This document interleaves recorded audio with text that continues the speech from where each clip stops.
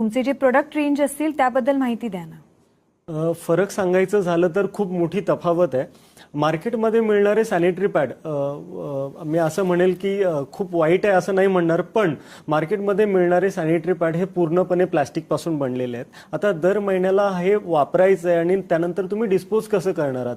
कारण कुठलाही पॅड हा डिस्पोज होण्यासाठी पुढचे 500 ते 800 वर्षे लागणार आहेत. तर आता तुम्ही विचार करा की फक्त महाराष्ट्राचा विचार केला तर महाराष्ट्रामध्ये 11 करोड लोकांपैकी एक 5-6 करोड लेडीज आहेत. त्याच्यामध्ये म्हणजे मेन्स्ट्रुएटिंग लेडीज आपण पकडूयात की एक 2 करोड असतील, तर 2 crore ladies into 5 pad per month. तर विचार करा की किती मोठा कचरा तयार होतोय आणि जो कधीच डिस्पोज होऊ शकत नाहीये. मग या सगळ्या गोष्टींचा विचार करून आपण काय केलं तर आपण सगळ्यात पहिली गोष्ट पूर्णपणे ऑर्गॅनिक आणि बायोडिग्रेडेबल सॅनिटरी पॅड आणले. ओ